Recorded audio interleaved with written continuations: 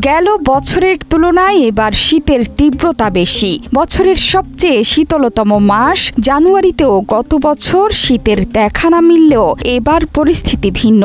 দেশের মানুষের জন্য শীত নিয়ে আগেই দুঃসংবাদ দিয়েছে আবহাওয়া অধিদপ্তর। চলতি মাসের মাঝামাঝিতেই হতে পারে তীব্র শৈত্যপ্রবাহ, এমনকি তাপমাত্রা 4 থেকে 6 ডিগ্রির মধ্যে ওঠানামা করতে পারে। সর্বনিম্ন তাপমাত্রা 8.1 ডিগ্রি সেলসিয়াস থেকে 10 ডিগ্রি সেলসিয়াস হলে তাকে মৃদু শৈত্যপ্রবাহ বলা হয়, আর এই তাপমাত্রা 6.1 থেকে 8 হলে তা মাঝারি। তাপমাত্রা 4.1 থেকে 6 ডিগ্রি হলে তা তীব্র, আর তাপমাত্রা 4 ডিগ্রি সেলসিয়াসের নিচে চলে গেলে তাকে তীব্র শৈত্যপ্রবাহ বলা হয়।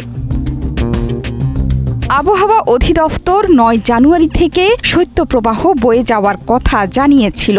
এরই মধ্যে রাজধানী ঢাকায় কুয়াশার দাপট শুরু হয়েছে, এমনকি এই সময়ের মধ্যে হালকা বৃষ্টির আশঙ্কার কথাও জানিয়েছেন আবহাওয়াবিদরা। মূলত বৃষ্টির পর শুরু হতে পারে তীব্র শৈত্যপ্রবাহ।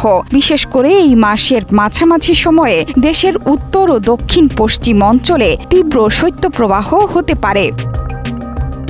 আবহাওয়া অধিদপ্তরের পরিচালক মোহাম্মদ মনিরুল ইসলাম জানিয়েছেন, জানুয়ারিতে স্বাভাবিক অপেক্ষা কম বৃষ্টিপাতের সম্ভাবনা আছে। এ মাসে দক্ষিণ বঙ্গোপসাগরে 2-1টি লঘুচাপ সৃষ্টি হওয়ার সম্ভাবনা রয়েছে, যার মধ্যে একটি নিম্নচাপে পরিণত হতে পারে।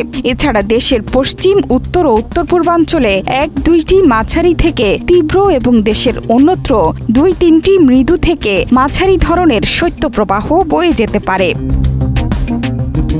ঘন কুয়াশার চাদরে ঢাকা পড়েছে দেশের পশ্চিমাঞ্চল। হাড় কাঁপানো শীতে জনজীবন বিপর্যস্ত হয়ে পড়েছে। মঙ্গলবার চুয়াডাঙ্গায় সর্বনিম্ন তাপমাত্রা 12.6 ডিগ্রি সেলসিয়াস রেকর্ড করা হয়। ঘন কুয়াশার সাথে উত্তরের হিমেল হাওয়া জেলার জনজীবন কাবু করে দিচ্ছে। সবচেয়ে বেশি দুর্ভোগে পড়েছে কর্মজীবী মানুষ। হাড় কাঁপানো শীতের মধ্যেই তাদের কর্মস্থলে ছুটতে হচ্ছে। এদিকে পশ্চিমবঙ্গ সহ সারা ভারত জুড়ে চলছে শীতের তাণ্ডব। এরই মধ্যে উত্তর পশ্চিম ভারতে শীতের প্রকোপে টেকা দায় হয়ে পড়েছে সাধারণ মানুষের। কাশ্মীরের জনপ্রিয় পর্যটন কেন্দ্র ডাল লেকের পানি জমে বরফে পরিণত হয়েছে। তাপমাত্রা আরও নেমে যাওয়ার আশঙ্কা করছেন সেখানকার আবহাওয়া অধিদপ্তর। জোহরা চৌধুরী সেতু, 71।